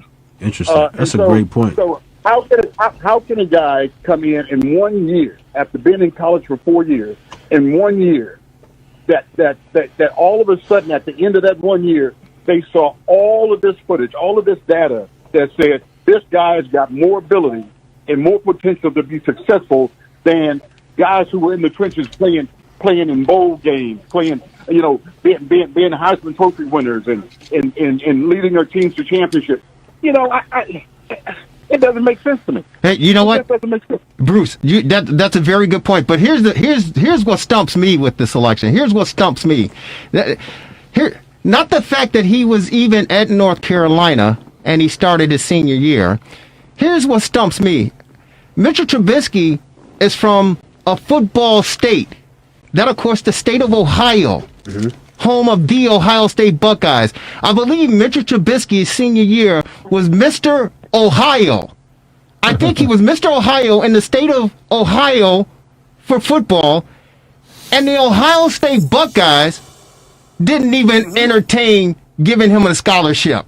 For the Ohio University didn't even entertain giving him a scholarship. So if you are Mr. Ohio as quarterback and the top school in the state don't even try to get you, let alone any other Big Ten school don't try to eat you up, that you got to go to North Carolina. And no offense to North Carolina and the Tar Heels and their program, but if you're Mr. Ohio in the state of Ohio with the Ohio State University and you can't even get an invite to there, something's wrong. Something is wrong, and now you're leading the NFL storybook franchise? That's ridiculous. That's heavy. Good point, guys. That's really good stuff. Point. I didn't even know those things. Okay, it's Marquise Williams was the quarterback before Trubisky. Hey, gentlemen, Otis, Bruce, Q, you guys, we want to take a quick phone call? Yeah, for sure. Let it fly. Let's go out to the phone lines. Derek calling from Morton Grove. Derek, what's up, man? What's on your mind? Actually, it's not Derek, it's Tor. I don't think I ever said my name. Okay. What's up, brother? How are you? Good. You guys have been talking a lot about, with how to perhaps clean house with the Bears organization, but I'm going to do the unthinkable. I'm actually going to defend Nagy's coaching record. In 3 years, it's 2 playoff appearances, no losing seasons, and it is a winning percentage for the 3 seasons combined, which I believe makes him probably the 4th best Bears head coach in history. Wow. Okay. Hey, do the offensive rankings too. The last 3 years. See what his play calling has been like. Well, I'm just giving you the numbers. No, that's good information. Yeah, next week, hey man, next week, call us next week after the Bears fall to the New Orleans Saints in the playoffs. No, they're gonna beat the Saints. The Bears are gonna beat the Saints. What winning season they had? Last year, they went to the playoffs. No, 2 years ago. 2 years ago, they won the division. They were 12-4, right? Yeah, right. And then the last 2 seasons, they've gone 8-8. And those aren't losing seasons. Right. I mean, they're not, losing records. Right. By the numbers, strictly by the numbers. No, that's good stuff. I think that's a good point. Really thanks, Sean. We appreciate you, brother. Thank you. Go ahead, Otis. I'm saying that he really didn't have nothing to compare with those other coaches we had. I mean, they were bums. I guess the last one was lovely. Comparing them with the coaches they've had, prior to this guy. Oh my God, that ain't compared to nothing. Yeah, see, and that's the thing. And we're on with Otis Wilson, Bruce Herron, and of course Quentin Demps, former Chicago Bear players on our TR60 hotline. That's the one thing, and I don't like because you can play with the numbers and you can make the numbers say anything or mean anything. And yes, they went 12-4, and yes, they made the playoffs. But a lot of people, even during that winning streak, and the 5-game win record that they started off the season with, many of us said it appears to be smoke and mirrors. And like Q said, hey, listen, You win by 1 point or 100 points. It's still football, and you still win. But it's not like a dominating. It's not like a dominating record, i.e. the Pittsburgh Steelers before they went on their tailspin. That they were just kicking people's ass before the New Orleans Saints this season. They were kicking people's ass. So you know when a team got it, and you know when a team just get by the skin of their teeth. And I think that's a reflection of what Matt Nagy's records indicate, that this Bears team, since his tenure, has been getting by the skin of their teeth. Yeah. Well, you know what? I'm going to say this. When you look at Matt Nagy's numbers, yeah, you look at his numbers look pretty good. But even that 12-4 season, who did they lose to in the playoffs? Philadelphia. They lost in the first round. Double doink. Yeah, double doink. I mean, so I mean, they got nowhere. You got 12 and you go 12-4. Then after that, you go, what is 8-8 in 2019? 8-8 again. Mm-hmm. Yeah. And but see, when you look at the numbers don't look that bad. But when you're looking at football, the numbers, you just take the numbers and throw them away, man. They don't tell you nothing. They don't tell you nothing good about his record. Nothing. Right. Nothing. Right. I'll say here. I'll give each of y'all a $100 bill if they go and beat the Saints. Hey, well, Quentin Demp said that they can beat them. Yeah, they're gonna beat the Saints. Tell us why, Q. I think the Saints. There's always one in the group that's going. There's always one guy in the group that drank a lot. I know. I gotta have hope, man. I gotta have hope. I'm only 3 years from the game. I ain't out that long. I'm hoping this new season give them some energy, man. So I'm being hopeful. I'm being hopeful, man. Hopefully Kamara ain't playing. Hopefully he's still on the COVID list. No. Hopefully they get locked in there. Well, they gonna be at home, so they can't get locked in the hotel room. They can't miss the bus, dude. Hopefully they get locked in the locker room and somebody lose the key. That's the only way Bears got a chance, man. Yeah, I'm just being hopeful. We'll see though. We'll see. No, I get what you're saying, because anybody can be beat on any given Sunday. Right. I mean, let's face that.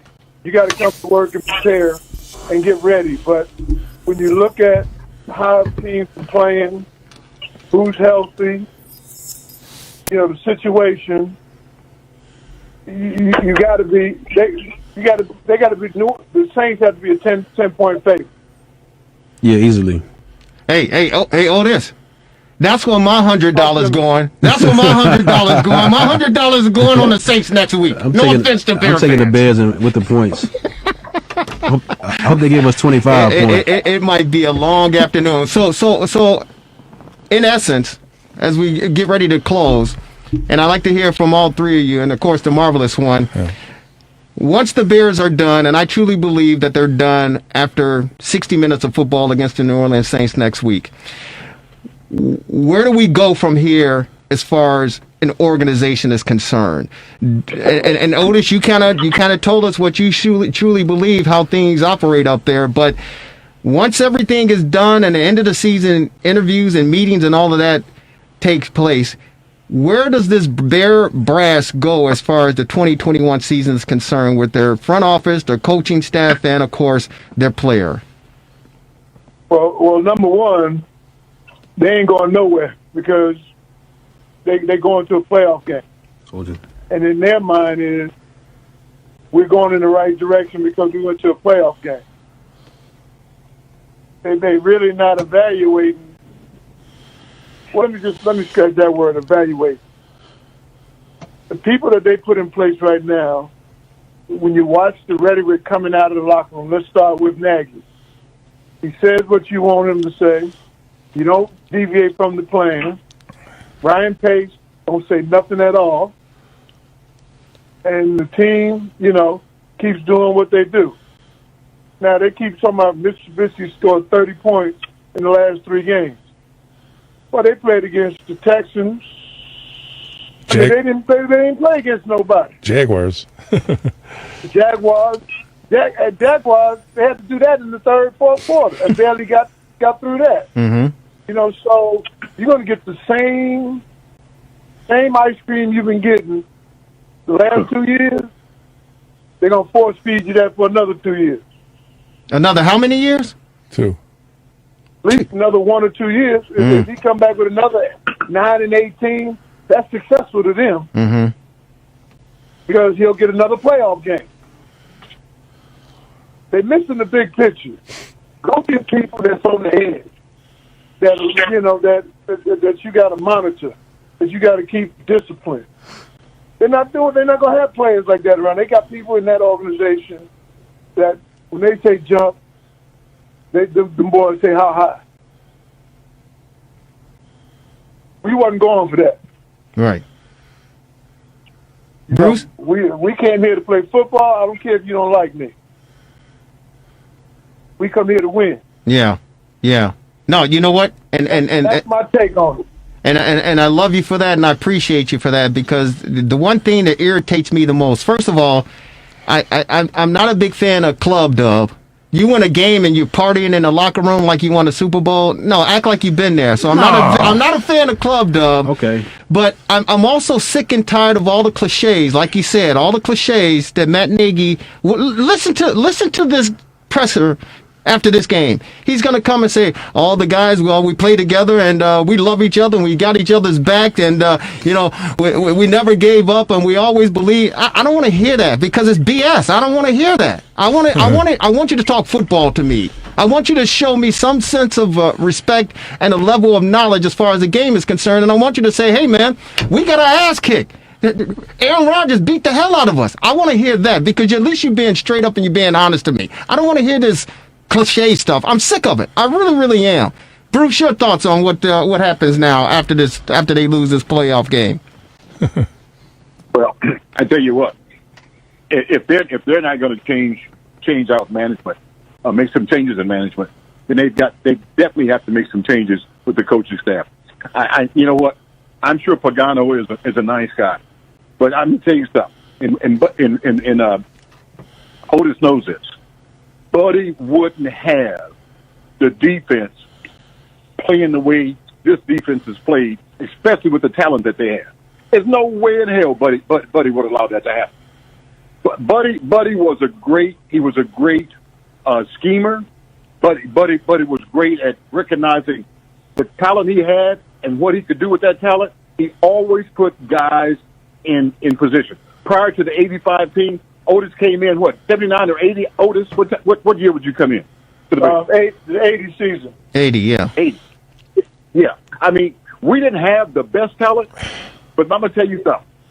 Buddy put the guys in position with the talent that they had, put them in position to be successful. And I'm telling you, man, and guys played their asses off. I mean, that 81 team, we didn't have the horses that this team has today. We didn't have that. Mm-hmm. We didn't have some of the horses. Mm-hmm. But I tell you what, we played better defense. We played better defense. We were one of the top 5 defenses in the goddamn league. Yeah. Excuse my French. No, you good. But you know what? That's what the organization needs to do. They need to go through and evaluate the coaching and say, look, if this is the best talent we can get, then we've got to have better coaching. And you know what? And I like I said, I'm sure Pagano is a nice guy, a great guy, and he's been successful in the league. But he's not what the Bears need. He really isn't what the Bears need. It was too easy today for Green Bay to drive up and down the field on him. It's just crazy. Too easy. Man, it is crazy. Hey, man. It's the fastest hour in sports conversation. We certainly thank you so very much, Otis, for taking some time out to join us on this Bears post game show. Disappointing loss, but the Bears back into the playoffs, man. Any closing thoughts before we say goodbye to you? Well, I want to come back next weekend and talk about this thing one more time. Let's do it, brother. It's a bet. It's a deal. Hey, Bruce, thank you so very much. Jerry, yes, sir. Jerry, we got Otis hooked. hey, the Bears got us hooked because we all want to beat the living crap out of them. But thank you so very much, man. We look forward to talking with you next week. Hey, Bruce, thank you, brother. We love you and have a safe week, both of you guys. Happy New Year, and we certainly will talk with you. Okay. All right, love you guys too. I'll talk to you guys later. God bless you. Talk to you next week. God bless you. Be good. Hey, Q, thank you so very much, brother. You, closing thoughts real quick. You got 10 seconds. COVID's going to give everybody grace. We'll be back Okay. Go Bears. Hey, Bears beat the and don't Saints. forget, yeah, Bears and Saints. The games are being played Bears at win. noon, 3:30 and 7, Saturday and Sunday. The schedule will come out tonight. And once the Bears beat New Orleans, they play Green Bay again. There you go. There you go, Marvelous. Thanks to the Marvelous Yeah. One. Thanks to the 17th letter in the alphabet, Quentin Dempsey, and of course, Lauren Cox on assignment. Yours truly, Jerry Rouse. Thanks to our outstanding producer, Devin Tingle. Ladies and gentlemen, have a great rest of your evening. Enjoy the week. Stay safe. Happy New Year. And we'll talk to you after a Bear game next week. Go Bears!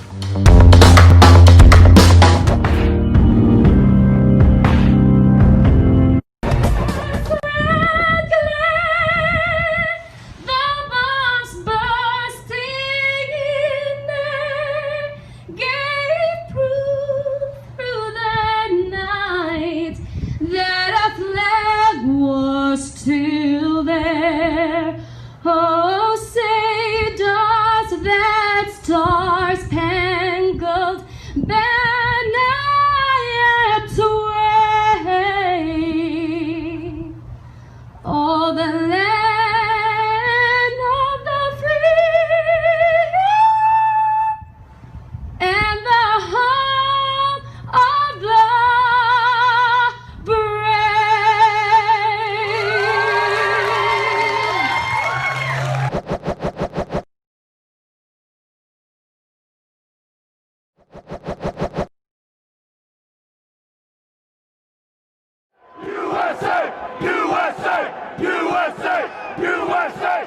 For 4 years, we have witnessed turmoil in America, but nothing quite like this. The pro-Trump crowd fought with the police, trying to break through their lines, intoxicated by the unlikely prospect of reversing America's election outcome. We watched as the standoff continued for at least an hour. Tear gas canisters were fired from the very stage on which Joe Biden will be inaugurated.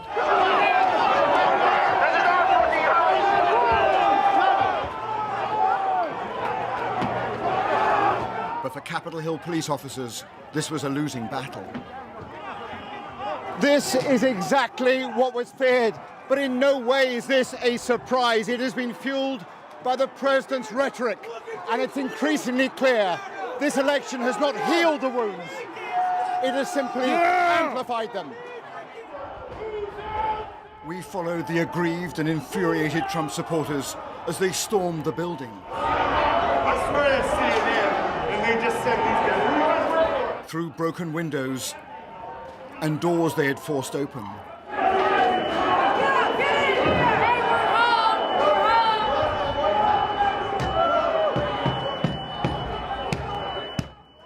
And for a few heady moments they felt they had won a precious victory.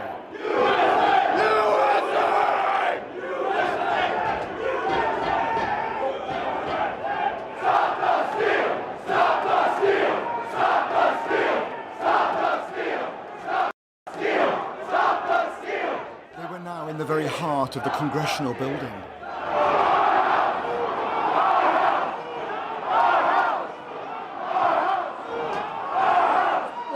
Of storming Congress itself. Because they work for us. They don't get to steal it from us. They don't get to tell us we didn't see what we saw. We respect the law. We were good people. The government did this to us. We were normal, good, law-abiding citizens, and you guys did this to us. We want our country back. We are protesting for our freedom right now. That's the difference. What's the purpose of storming Congress? How do I know that? They reached and entered the Speaker's office itself, although Nancy Pelosi and other lawmakers had already been evacuated to safety. Here you go, brother. As we filmed, protesters tore down Pelosi's nameplate. And so here we are right now inside the halls of Congress. This is exactly what so many anticipated, and yet the Capitol Hill police are doing their best, but failing to control the situation. We all know that they changed the rules mid-game, and they're not being held accountable, and that's a shame. What's your message to the Capitol Hill police and to lawmakers here? This is our country. This is our house. That's it. This is our house. This is our country. This is our country. Inside the chamber itself, there was chaos. Agents hastily blocking the doors with furniture to keep the protesters out. Officers ready to open fire as a last resort.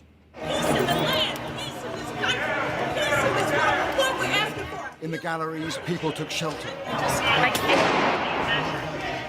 The great constitutional showdown in Congress had to be suspended. Madam Speaker and members of Congress, pursuant to the Constitution and the laws of the United States.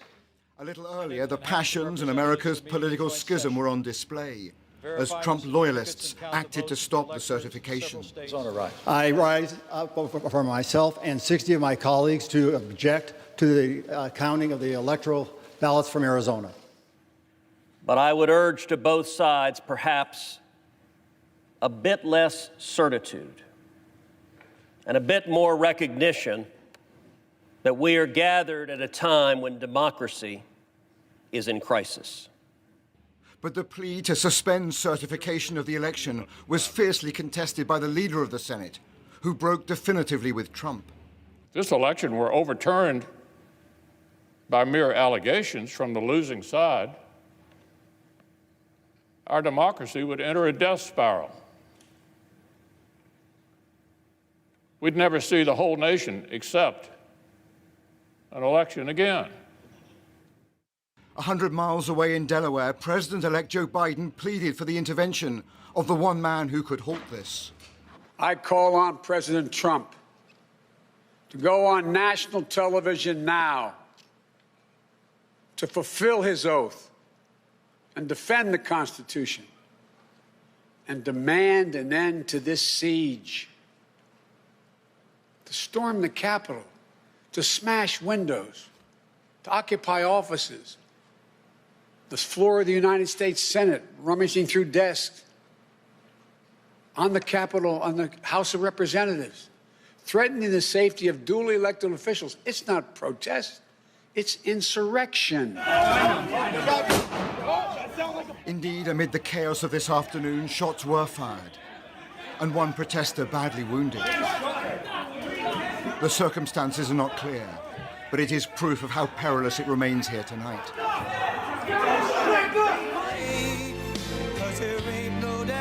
This morning, the president spoke to the crowd in front of the White House, repeating his false claim that the election was stolen. All of us here today do not want to see our election victory stolen by emboldened radical left Democrats, which is what they're doing, and stolen by the fake news media. That's what they've done and what they're doing. We will never give up. We will never concede. It doesn't happen. You don't concede when there's theft involved. The cost of that rhetoric is increasingly clear. As crowds tonight are still swirling around Congress.